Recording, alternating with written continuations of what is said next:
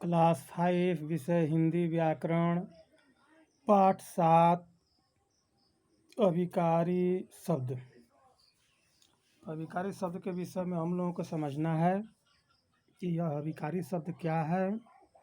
तो विकारी का अर्थ है बदलने वाला, जिनके रूप में विकार या परिवर्तन होता है।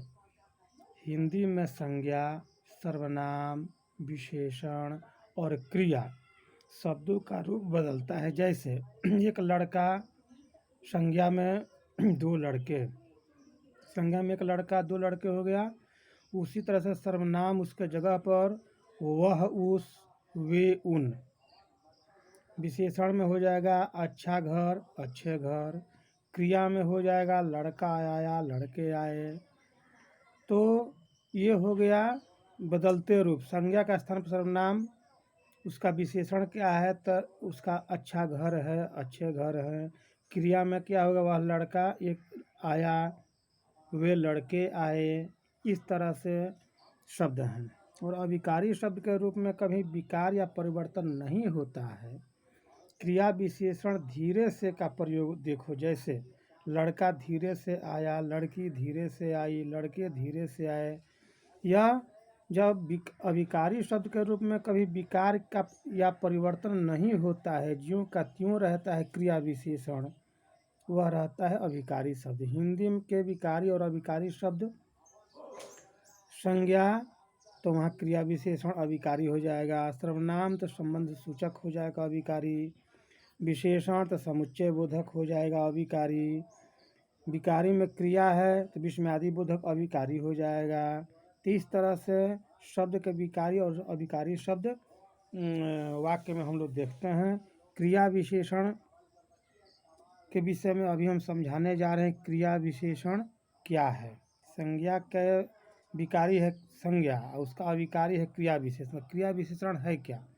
तो जो शब्द क्रिया के काल माने समय, स्थान, रीति आदि की विशेषताएं बताते हैं, उन्हें हम क्रिया विशेषण कहा जाता है।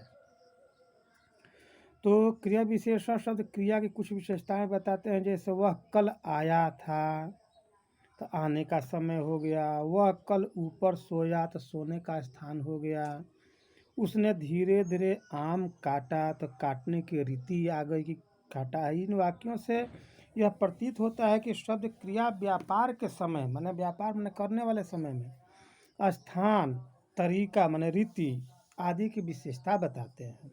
क्रिया की विशेषता बताने के कारण ये शब्द क्रिया विशेषण कहलाते हैं। क्रिया विशेषण के मुख्य प्रकार हैं 4: कालवाचक, स्थानवाचक, रीतिवाचक और परिमाणवाचक।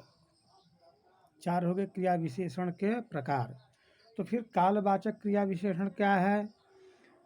ये क्रिया विशेषण कार्य व्यापार के होने के समय की सूचना देते हैं। जैसे वह कल यहाँ आया था, परसों, आज, अभी इत्यादि।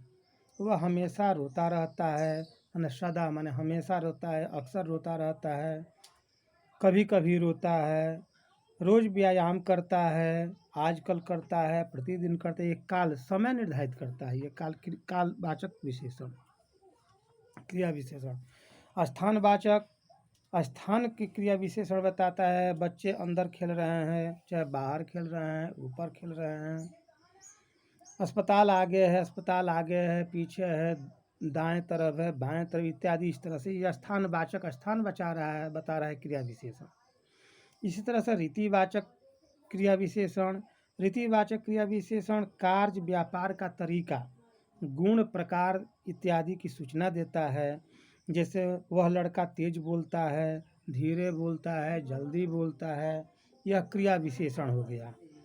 रीतिवाचक क्रिया विशेषण, उसका रीति है, उसी का रिवाज है, उसने ध्यानपूर्वक पत्र पढ़ा है तो उसे ध्यानमग्न है पत्र पढ़ने में, लगन से पढ़ रहा है।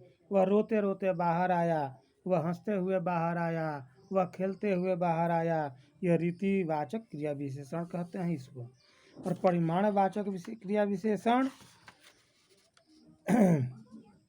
जैसे तुम बहुत बोलते हो, वह कम खाता है, बच्चा बहुत सोता है, तो खूब खेलते हो, कि इसका परिमाण बता रहा है कि इतना परिमाण है। इस तरह से हम लोग आज जो है अभिकारी शब्द में क्रिया विशेषण के प्रकार समझ लिए, और इसके आधार पर इसका परिभाषा भी आप लोगों को होमवर्क में अभ्यास पुस्तिका में लिखकर याद करना है।